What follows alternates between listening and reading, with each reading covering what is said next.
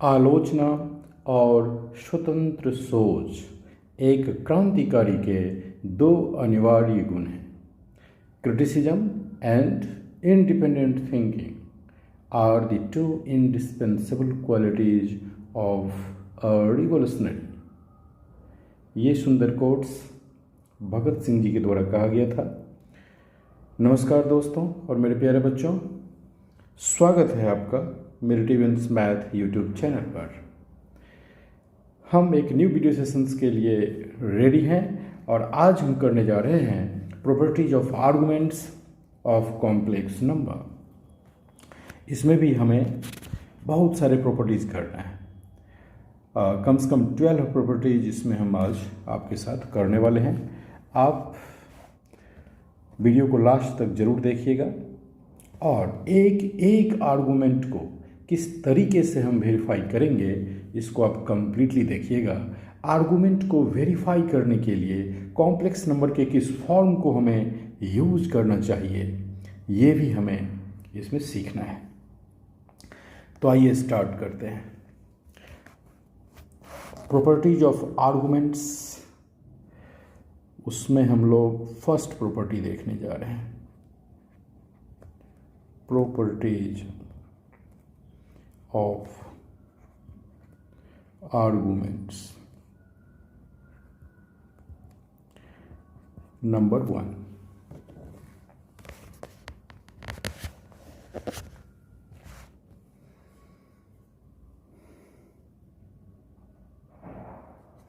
Argument of Z1 Z2, आपने इसे सीखा था argument of Z1 and plus argument of Z2। Okay, देखिए इसमें आपने जो सीखा ये जस्ट लाइक लॉगरिथम की तरह होता है। जैसे आप लॉग लगाते हैं और m1 into m2 is equal to होता है ना log e m1 and plus log e m2। तो वैसे ही आर्गुमेंट यहाँ पर आपको प्ले कर रहा है रोल कि आर्गुमेंट और ये लॉग ये आर्गुमेंट में अगर कन्वर्ट हो जाए तो ये लॉजिक आर्गुमेंट के लिए काम करता है, राइट। अब हम ये आपको सिखाने वाले हैं कि क्यों ऐसा होता है। तो देखिए, ऐसा करने के लिए हमें आइलर्स फॉर्म को यूज करना चाहिए। आइलर्स फॉर्म, आप किसी भी कॉम्प्लेक्स नंबर को z को आइलर्स फॉर्म में modulus of z e to the power i theta से रिप्रेजेंट करते हैं, जहां थीटा आर्गुमेंट होता है, आर्गुमेंट ऑफ z। ओके, अगर आपका यहाँ पर z1 है तो कॉम्प्लेक्स नंबर z1 का modulus e to the power iota theta 1 हो जाएगा, और अगर आपके पास z2 है तो ये modulus of z2 e to the power i theta 2 हो जाएगा, राइट। आपको निकालना है आर्गुमेंट ऑफ z1 z2। तो सबसे पहले आप निकालिए यहाँ पर z1 इंटू z2। इसकी वैल्यू हो जाएगा modulus of z1 modulus of z2 e to the power i theta 1 into e to the power i theta 2।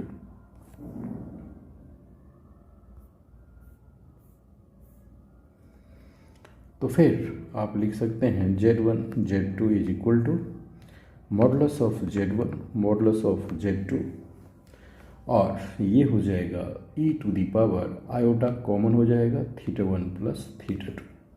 क्योंकि आपको ये चीज़ पता होना चाहिए कि a to the power m into a to the power n is equal to होता है a to the power m plus n। अगर बेस सेम हो तो पावर ऐड हो जाती है।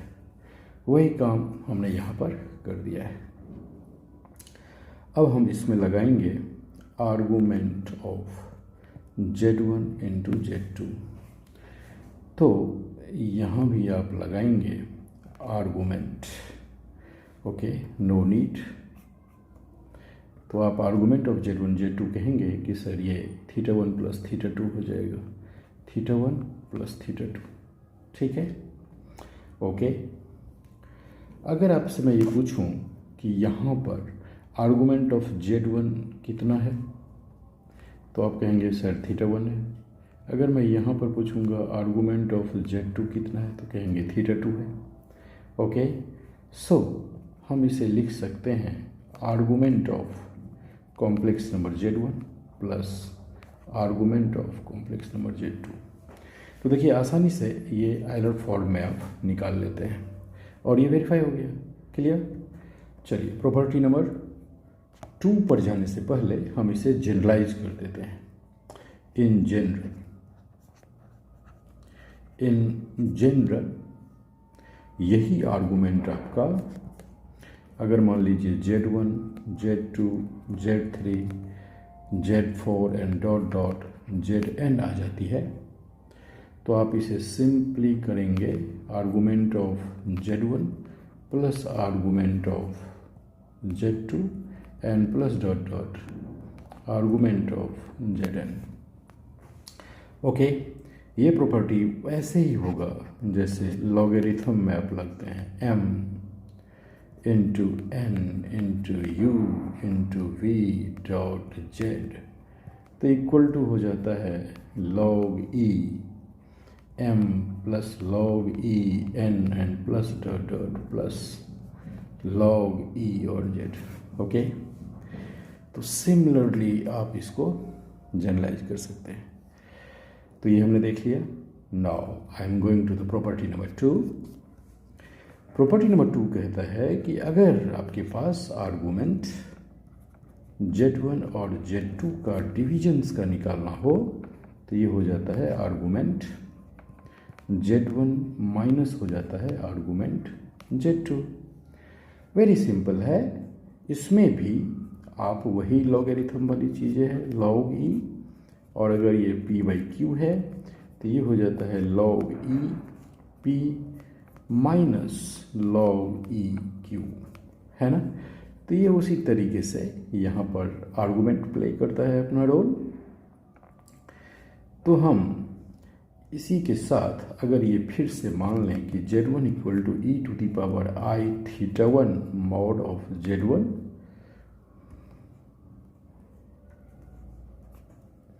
and Z2 equal to e to the power I θ2 modulus of Z2,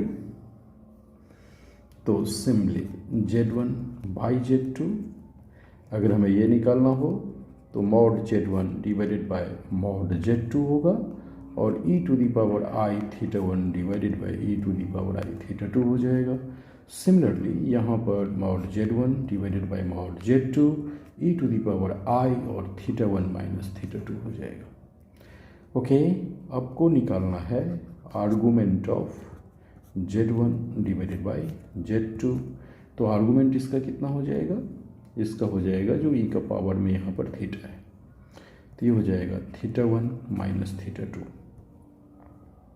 okay, और ये आपको पता है कि ये जो Z1 है आपका, इसका जो आर्गूमेंट है वो है θ1 और ये है आपका आर्गूमेंट Z2, ये हो जाएगा θ2। तो यहाँ पर फिर आपके पास आ गया argument Z1 minus argument Z2। तो ये भी आपने वेरीफाई कर लिया है। बहुत ही आसानी से आइलर फॉर्म्स के माध्यम से हम इसे करते जाते हैं। अब हम आते हैं प्रॉपर्टी नंबर 3। प्रॉपर्टी नंबर 3 है हमारे पास कि अगर आपके पास आर्गूमेंट Z के कंजुगेट का निकालना हो तो ये negative of argument of Z हो जाता है। ओके, इसे भी हम वेरीफाई करेंगे। तो वंस अगेन हम इस बात को लेट कर लेते हैं, वेरीफाई कर लेते हैं हम इस बात को कि लेट कर लीजिए Z is equal to modulus of Z e to the power I of theta. Okay, तो अगर आपने Z को कंसीडर कर लिया है तो आप यहाँ पर Z का कंजुगेट भी निकाल लीजिए क्योंकि उसका भी आपको ज़रूरत है। तो Z का कंजुगेट हो जाएगा modulus of Z e to the power minus of iota theta.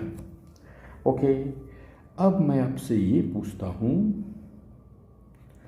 कि मुझे ये बताइए कि आर्गुमेंट ऑफ जेड बार क्या है यहाँ पर है। इसको अगर आप ऐसे लिखें modulus of Z E to the power iota और माइनस ऑफ थीटा, तो यहाँ पर आर्गुमेंट माइनस ऑफ थीटा है। ओके, और आप ये जानते हैं कि भाई इसका जो आर्गुमेंट है, आर्गुमेंट ऑफ जेड, वो तो थीटा है। तो मेरे दोस्त ये आप क्या करेंगे, negative of argument of Z लिख सकते हैं या नहीं। तो इसीलिए ये वेरीफाई हो जाता है, argument of Z bar is equal to negative of argument Z. ये भी आपका वेरीफाई हो जाता है इस तरीके से। अब चलते हैं हम प्रॉपर्टी नंबर 4। प्रॉपर्टी नंबर 4 हमें क्या कहता है, ये कहता है कि भाई अगर आपके पास आर्गुमेंट लेना है और कॉम्प्लेक्स नंबर 1/z बार है, तो इसका प्रॉपर्टी क्या होता है। देखिए, इसका प्रॉपर्टी निकालने के लिए मैं क्वेश्चन मार्क करूँगा, क्योंकि ये ना मुझे कन्वर्ट करना पड़ेगा। सबसे पहले तो मैं आपको यहाँ पर ये चीज़ बताता हूँ कि देखिए, आर्गुमेंट जब भी आप लिखते हैं ना, तो यहाँ पर आपको कॉम्प्लेक्स नंबर आता है। ये जगह किसका है, ये जगह है कॉम्प्लेक्स नंबर का। आई बात समझ में आपको। तो अगर ये जगह कॉम्प्लेक्स नंबर का है, तो इस क्वेश्चन में क्या है, यहाँ पर है 1/z बार। तो z बार ये तो कॉम्प्लेक्स नंबर है, लेकिन आप 1 को क्या मानते हैं, कॉम्प्लेक्स मानेंगे या नहीं मानेंगे। कॉम्प्लेक्स आपको मानना पड़ेगा, 1 को आपको कॉम्प्लेक्स नंबर समझना पड़ेगा। आप कहेंगे सर क्यों, देखिए मैं बताता हूँ आपको कि इस 1 को हम लिख सकते हैं 1 + 0 × आयोटा। एम आई राइट। चलिए, अगर आपने 1 को ये मान लिया, तो फिर इसको आप एक कॉम्प्लेक्स नंबर भी मान लीजिए। मान लीजिए हमने इसको z1 ले लिया, ठीक है, या सिंपली z ही रखिए ना, 1 लगाने की क्या ज़रूरत है। तो ये आपका 1 + 0 हो गया। ओके, अगर आप इसका z बार निकालेंगे तो क्या हो जाएगा, ऑब्वियसली ये हो जाएगा 1 - 0 × आयोटा, ये हो जाएगा। ओके, अब मैं आपसे कहता हूँ कि आप यहाँ पर z और z बार निकालिए, तो क्या हो जाएगा, ये दोनों को मल्टीप्लाई हो जाएगा, इसको और इसको, a + b और a - b आ गया, a² + b² हो जाएगा। क्या हो जाएगा, a² - b² होता है ना फॉर्मूला, तो 1² और माइनस हो जाएगा b²। तो b में आपके पास क्या है, कॉफिशिएंट इसका 0 है। क्या है, 0। तो आप यहाँ पर a² - b² करने से 0² आ रहा है, ठीक है। तो फाइनली आपको 1² आया और इसकी वैल्यू आ जाती है 1। तो भाई z बार जो है ये आपको 1 आया, और यही होता है मॉडुलस ऑफ z का स्क्वायर। ओके, क्योंकि अगर इससे हम मॉडुलस ऑफ z का स्क्वायर निकालें तो ये भी 1 आएगा। ओके, तो मेरे दोस्त इस कॉम्प्लेक्स नंबर 1 को, ठीक है, आप क्या लिख सकते हैं, इसको लिख सकते हैं z बार, और इसको लिखते हैं मॉडुलस ऑफ z का स्क्वायर। यही मैं आपको समझाने वाला था कि 1 जो है ना कॉम्प्लेक्स नंबर में जहाँ भी आपको दिखाई दे, आप उसको z बार और z² समझने की कोशिश कीजिएगा। 1 को रियल समझने की कोशिश मत कीजिएगा मेरे दोस्त। 0 भी मिल जाए ना कॉम्प्लेक्स नंबर में, तो उसे भी 0 + i × 0 के फॉर्म में समझिए। तो इसलिए अब हम चलने वाले हैं आर्गुमेंट 1/z बार को कन्वर्ट करने जा रहे हैं आर्गुमेंट z बार और डिवाइडेड बाय z बार। देखिए, तो ये प्रॉपर्टी भी एक आपके सामने होना चाहिए। और अगर आप इस आर्गुमेंट को z बार को मॉडुलस ऑफ z का स्क्वायर करते हैं, तो डिवाइडेड बाय z बार, ये भी एक प्रॉपर्टी आपका बनने जा रहा है। आई बात समझ में। इसलिए मैं यहाँ पर कह रहा था कि यहाँ पर ध्यान देने की बात है। और देखिए, अगर ये आप करते हैं तो ये फिर आर्गुमेंट m/n की फॉर्म आ गया।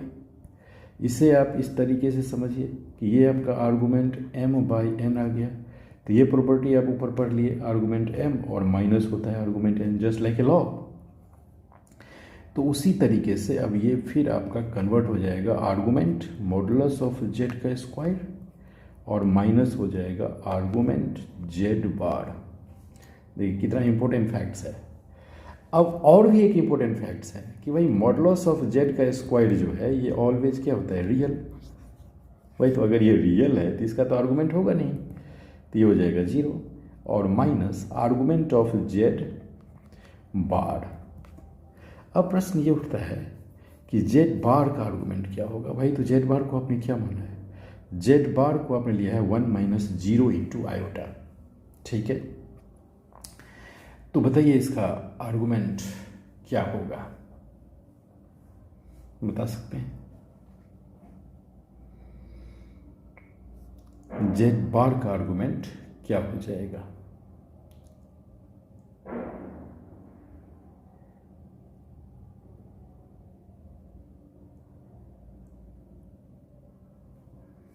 नहीं तो चलिए समझिए इस बात को। आर्गूमेंट ऑफ जेड बार यहां पर आपके पास आ गया है। तो जेड बार का जो आर्गूमेंट यहां आपको लिखना है वो क्या लिखेंगे, ओके। चलिए तो नेक्स्ट प्रॉपर्टी जो हमारा है, नेक्स्ट प्रॉपर्टी हमारा है property number 5, argument z by z bar.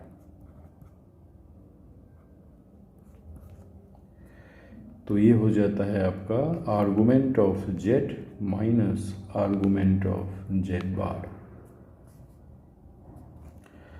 तो अब आपके पास आर्गूमेंट ऑफ जेड जो थीटा होता है और minus argument of Z bar जो कि माइनस थीटा होता है, तो ये हो गया 2 थीटा।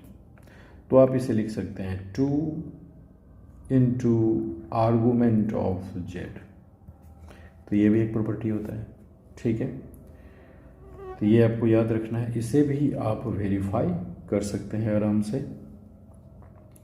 अगर आप जेड की value modulus of Z E to the power i theta रखते हैं तो आर्गूमेंट ऑफ जेड जो है ये थीटा हो जाता है। और अगर जेड बार में modulus of Z E to the power minus of i theta रखते हैं तो argument of Z bar minus of theta होता है। और यही चीज़ अगर यहाँ पुट कर दिया जाए तो आराम से ये वेरीफाई हो जाएगा। प्रॉपर्टी नंबर 6 ये कहता है कि अगर आपके पास argument z to the power n हो तो ये हो जाता है n और आर्गूमेंट ऑफ जेड। देखिए बहुत ही सिंपल है, यहाँ पर भी जो है वही चीज़ है जैसे कि लॉग आप लगाते हैं और जेड टू दी पावर अगर n हो, चूँकि कॉम्प्लेक्स नंबर पे लॉग मत लगाइए। मान लीजिए अगर लॉग है और m to the power n है तो ये हो जाता है आपका n log e m। तो सिंपल वही फॉर्म पे यहाँ पर ये सेट हो रहा है। हम इसे भी वेरीफाई कर लेते हैं। हम लेट कर लेते हैं कि z is equal to modulus of z e to the power i theta. Euler forms ले लिया कॉम्प्लेक्स नंबर का। मैंने पहले ही आपको बताया था कि ये फॉर्म आप ले लीजिए तो आसानी से सारा चीज़ बन जाता है। अब आपको निकालना है z to the power n। तो ये हो जाएगा modulus of z to the power n और e to the power i theta whole to the power n, दोनों पे हो जाएगा। तो ये हो गया modulus of z to the power n और e to the power i n theta. अब मैं आपसे पूछता हूँ कि बताइए argument of z to the power n क्या होगा। तो आप कहेंगे कि सर n थीटा होगा, जो यहाँ पर है वही इसका आर्गूमेंट होगा, राइट। तो इसी चीज़ को आप लिख सकते हैं n और थीटा को लिख सकते हैं आर्गूमेंट ऑफ z। क्यों? क्योंकि ये जो थीटा है इसका आर्गूमेंट क्या है, इसका आर्गूमेंट थीटा है। आई बात समझ में? तो ये भी वेरीफाई हो गया अब आराम से। नेक्स्ट जो प्रॉपर्टी हमारे पास है वो है प्रॉपर्टी नंबर 7। ये कहता है कि अगर z1 और z2 बार दो कॉम्प्लेक्स नंबर है प्लस अगर z1 बार और z2 आ जाए तो ये आपका होता है 2 modulus of Z1 modulus of Z2 और फिर cos θ1 minus θ2।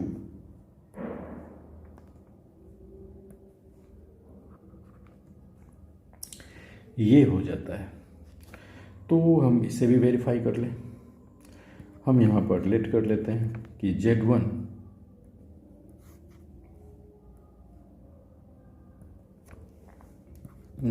Equal to modulus of Z e to the power iota θ1, this is Z1।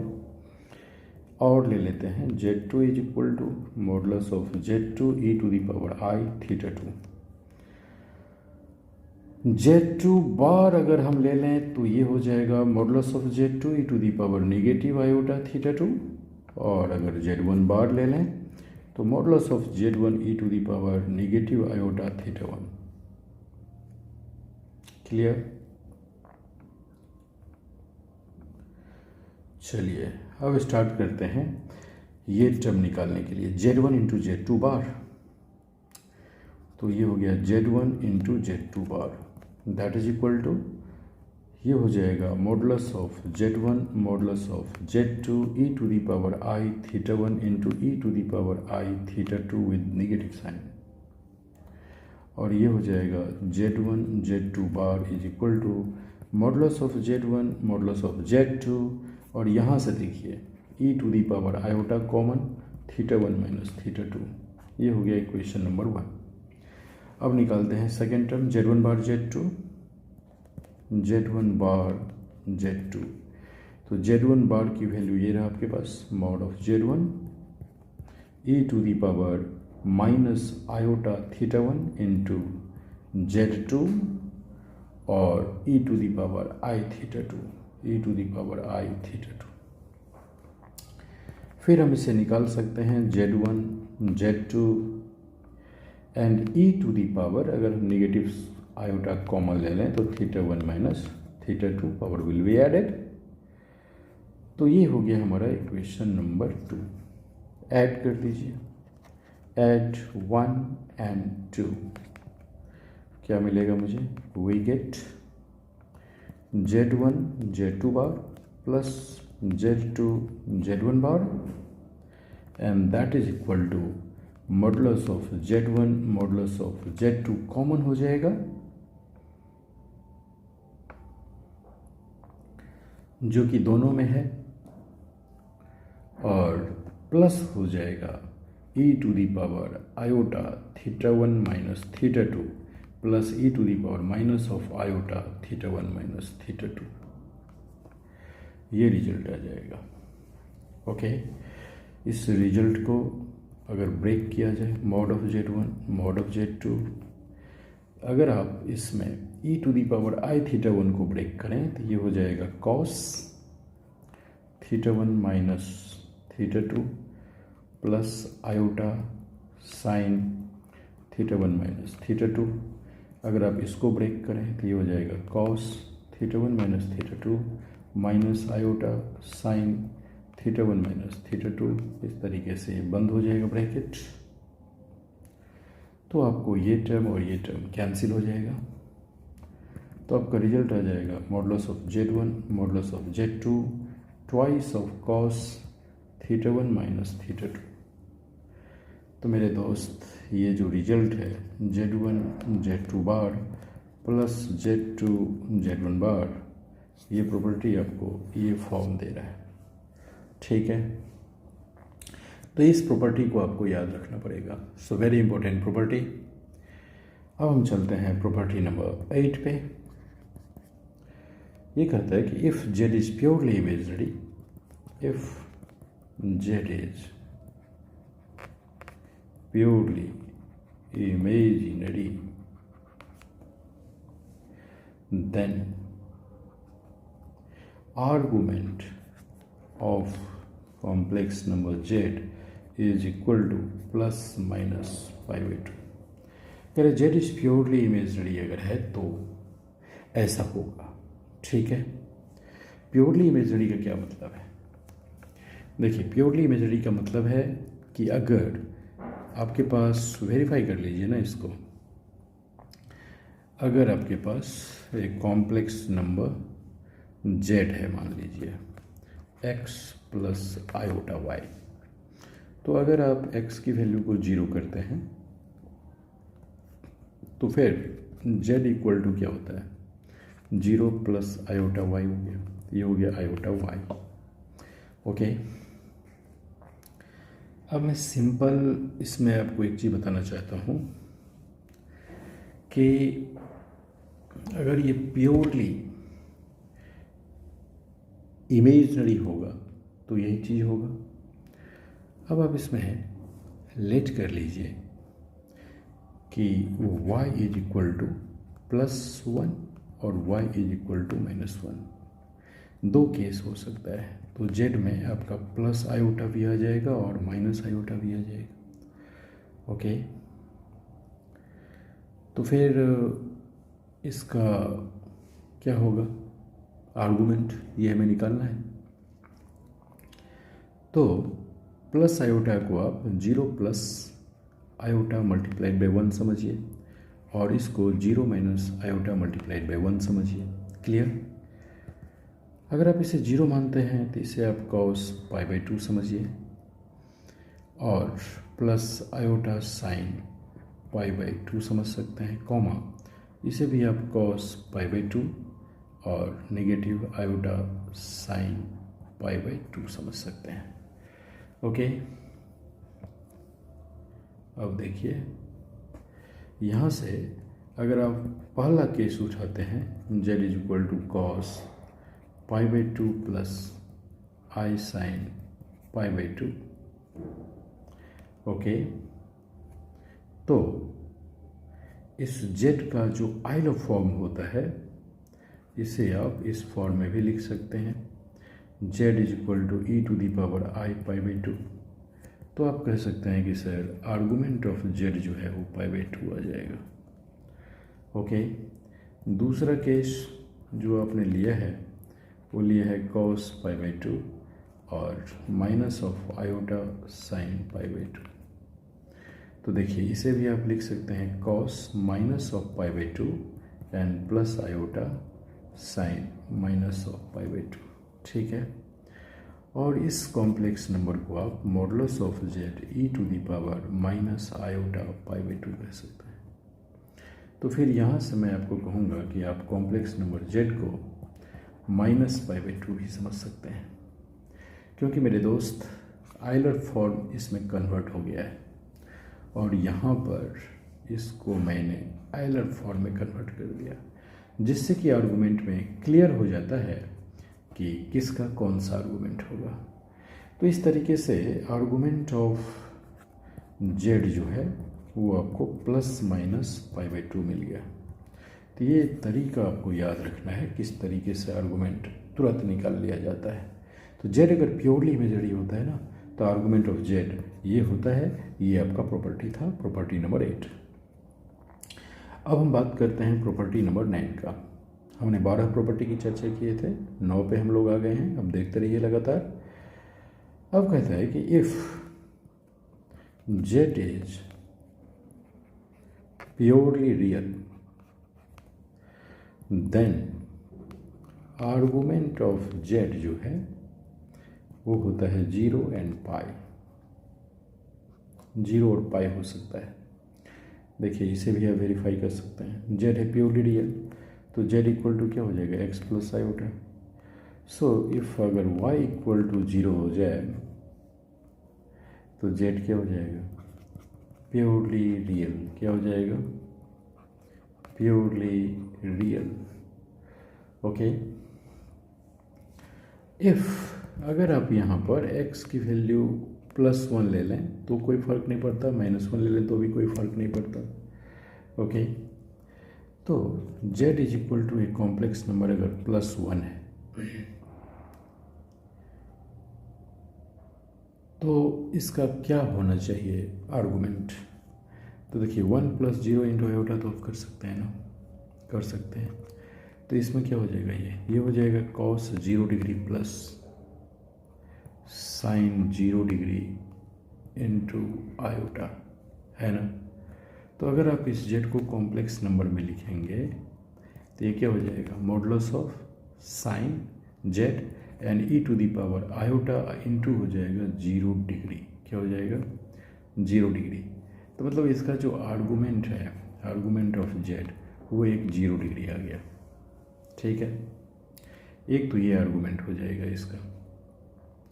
दूसरा है कि अगर आप -1 लेते हैं, ठीक है, तो जेड इक्वल टू अगर -1 + 0 इंटू आयोटा कर दिया जाए तो ये क्या हो जाएगा, कॉस माइनस, इसको लिख सकते हैं कॉस पाई, और प्लस इसको लिख सकते हैं साइन पाई इंटू आयोटा। तो फिर इस जेड को आइलर फॉर्म में modulus of Z E to the power plus iota into pi लिख सकते हैं आप। तो यहाँ पर जो आर्गूमेंट ऑफ जेड आएगा, आर्गूमेंट ऑफ जेड आने वाला है वो पाई आएगा। तो इसका मतलब ये हुआ कि अगर if z is purely real, अगर प्योरली रियल है तो argument of z equal to 0 और पाई होगा। तो ये चीज़ आपको हमेशा याद रखना पड़ेगा। 9 प्रॉपर्टी हम वेरीफाई कर चुके हैं। अब चलते हैं हम प्रॉपर्टी नंबर 10 पे। प्रॉपर्टी नंबर 10 कहता है कि अगर आपके पास locus of complex number z if argument z is equal to theta is a ray excluding origin, is a ray excluding origin,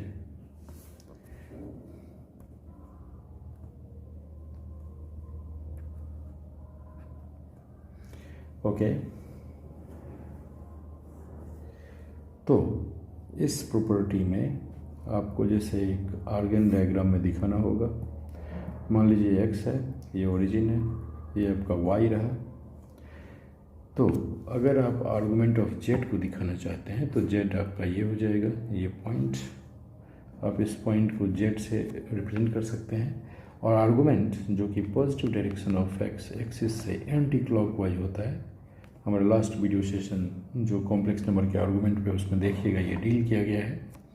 ये एंगल आपका हो गया थीटा, ये इसका आर्गूमेंट है। ठीक है, तो एक ये चीज़ आप इसमें याद रखिए। फिर आ गया आपका एक प्रॉपर्टी नंबर 11 कि locus of z, locus of z क्या होगा, if argument z minus a equal to theta and a greater than 0, इसका क्या होगा। ठीक है, तो देखिए जेड माइनस ए, इसका लोकस कैसे हम लोग निकालते हैं। अगर ये आपका x है, ये y है, ये ओरिजिन है और a ग्रेटर देन 0 है यहाँ पर, तो सपोज कीजिए कि यहाँ से यहाँ तक की जो वैल्यू है वो a है। तो आर्गूमेंट z माइनस ए आपका यहाँ से यहाँ तक हो जाएगा, ये पॉइंट हो जाएगा आपका z, ओके, और ये पॉइंट हो जाएगा a। तो आर्गूमेंट जो है यहाँ से ये थीटा, ये आप शो कर सकते हैं। तो z minus a equal to theta को इस तरीके से आर्गन डायग्राम में आप दिखा देंगे। ओके, अब है एक प्रॉपर्टी नंबर 12। प्रॉपर्टी नंबर 12 है एंगल बिटवीन टू लाइन्स,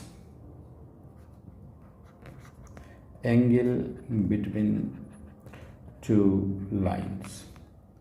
तो एंगल बिटवीन टू लाइन्स जो होता है वो अल्फा माइनस बीटा होता है। तो सबसे पहले तो इसे आप कोऑर्डिनेट ज्योमेट्री के हिसाब से दिखा दीजिए।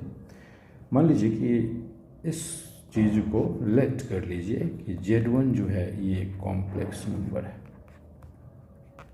ठीक है, और z2 भी आपका एक कॉम्प्लेक्स नंबर है, राइट। एक काम कीजिए, z2 लिया ना आपने, तो z1 z2, यस राइट। एक और ले लीजिए Z3 is a complex number. Okay, अब मुझे दिखाना है एंगल बिटवीन टू लाइंस। तो सबसे पहले हमें एक एक्स एक्सिस और एक वाई एक्सिस ले लेना चाहिए। थोड़ा सा साइड हो गया, ये यहाँ पर ले लीजिए। ये हो गया हमारा एक्स एक्सिस, ये हो गया वाई एक्सिस, ये रहा ओरिजिन। हमने एक लाइन यहाँ पर खींच दिया। सपोज कीजिए कि ये लाइन हमारा है Z2। ओके, तो Z2 हमने ये ले लिया और दूसरा ले लिया हमने Z1, ये ले लिया। इसको हमने लिख दिया है Z2 और इसको ले लिया हमने Z1। अब इसके जो बीच का एंगल है ना, ये है अल्फा माइनस बीटा। ओके, तो ये जो पॉइंट है आर्गन डायग्राम में, ये भी एक कॉम्प्लेक्स नंबर होगा Z1, मान लीजिए इसको। ठीक है, अब हम मान लेते हैं कि Z2 का जो आर्गूमेंट है वो ये है और Z1 का जो आर्गूमेंट है वो ये है। ओके, तो ऑब्वियसली ये जो ट्रायंगल है ABC, इस ट्रायंगल में हम लोग ये वाला एंगल निकाल सकते हैं। हम इस एंगल को x ले लेते हैं। ठीक है, तो अब देखिए sum of two interiors angle जो होता है, sum of two interiors angle is equal to हो जाता है एक्सटीरियर एंगल। ओके, तो यहाँ पर अगर आपने Z2 लिया है तो ये एंगल आपका है बीटा और ये एंगल है आपका अल्फा, राइट। तो x plus beta equal to हो जाएगा अल्फा, तो x इक्वल टू हो जाएगा अल्फा माइनस बीटा। ठीक है, तो x आपको निकल गया पिक्चर में, अब देख रहे हैं। तो ऑब्वियसली ये जो एंगल है ये वर्टिकली अपोजिट है, ये VO है वर्टिकली अपोजिट। तो एंगल बिटवीन टू लाइंस आपने यहाँ पर शो कर दिया। तो अब इस प्रॉपर्टी को कैसे लिखा जाए, अब देखिए कि दो लाइन के बीच में बातें कर रहे हैं। ओके, तो दो लाइन के बीच का जो ये बातें चल रही है, तो हम इसे कैसे दिखाएंगे। अब जो अल्फा एंगल हमारा है वो किसका है, तो ये देखिए यहाँ पर आपने Z2 लिया था और ये जो पॉइंट था ये Z3 था। ओके, Z3 का अल्फा था और ये था। तो Z3 जो यहाँ से लेकर के यहाँ तक का है, ये वाली पॉइंट Z3 से Z1 का पॉइंट। ओके, ये एक लाइन सेगमेंट है। तो अगर आप Z3 माइनस Z1 निकालना चाहते हैं, ओके, तो ये एक स्ट्रेट लाइन देता है आपको। Z3 माइनस Z1 जो है ये डिस्टेंस बिटवीन टू पॉइंट है, ये distance between two points. Okay, तो अगर ये डिस्टेंस बिटवीन टू पॉइंट्स है तो ये एक्स एक्सिस को कट कर रहा है, क्योंकि इस लाइन को अगर आगे बढ़ाया जाए तो ये एक्स एक्सिस को कट करेगा, और जब ये कट करेगा तो इसका argument Z3 minus Z1 is equal to alpha हो जाएगा। यहाँ से देखिए, अगर ये एक लाइन सेगमेंट है यहाँ से लेकर के यहाँ तक, तो इसे अब फर्दर आगे बढ़ाइए यहाँ तक, तो ये एक्स एक्सिस को काटा और ये एंगल अल्फा बना रहा है। तो ये इसका आर्गूमेंट है, और आर्गूमेंट क्या होता है, positive direction of x axis से एंटी क्लॉकवाइज। तो ये आपको समझ में आ गया, तो इसीलिए ये एंगल हो गया अल्फा। सिमिलरली अगर आप इस Z2 से Z1 का डिस्टेंस निकालिएगा तो ये हो जाएगा Z2 माइनस Z1, ये हो जाएगा Z2 माइनस Z1, ये भी हो गया आपका डिस्टेंस बिटवीन टू पॉइंट्स। अगर आप इस पॉइंट को फर्दर एक्सटेंड करते हैं तो इसका जो आर्गूमेंट होगा वो बीटा हो रहा है, तो फिर इसका जो आर्गूमेंट है Z2 माइनस Z1 ये हो जाता है बीटा। तो अब एंगल बिटवीन टू लाइंस जैसे आपने वहाँ पर दिखाया, एंगल बिटवीन टू लाइंस ये था अल्फ़ा माइनस बीटा। तो अल्फ़ा की वैल्यू आपके पास क्या आ गया, ये वाली चीज़, तो आप यहाँ पे लिख सकते हैं कि सर ये आर्गूमेंट Z3 माइनस Z1 और negative sign argument Z1 minus Z2, Z2 minus Z1, Z2 minus Z1। तो ये एक प्रॉपर्टी है कि एंगल बिटवीन टू लाइंस इस तरीके से आप समझ सकते हैं। ओके, और फिर अगर आप चाहें तो एंगल बिटवीन टू लाइंस को ऐसे भी लिख सकते हैं, Z3 minus Z1 divided bye Z2 minus Z1। तो ये भी आपका एक रिजल्ट आ जाता है। ओके, सिमिलरली हम एक और प्रॉपर्टी की चर्चा करने वाले हैं। ये जो प्रॉपर्टी था आपका वो प्रॉपर्टी नंबर 12 था। एक प्रॉपर्टी हम और यहाँ पर चर्चा करने वाले हैं 13, कि angle between lines joining Z1 Z2 and Z3 Z4 अगर ऐसा है तो फिर कैसे होगा। मान लीजिए आपका ये एक्सिस है, ओके, और यहाँ पर दो लाइन है, फर्स्ट एंड सेकंड। मान लीजिए कि ये आपका है Z2 और ये है आपका Z1, ये आपका है Z4 और ये आपका है Z3।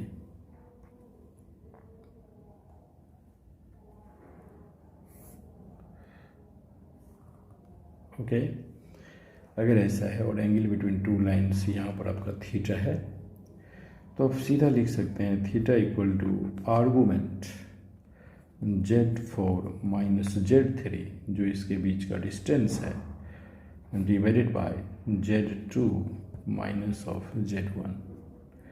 ओके, तो इस तरीके से ये चीज़ आप कर सकते हैं जैसे आपने यहाँ पर किया।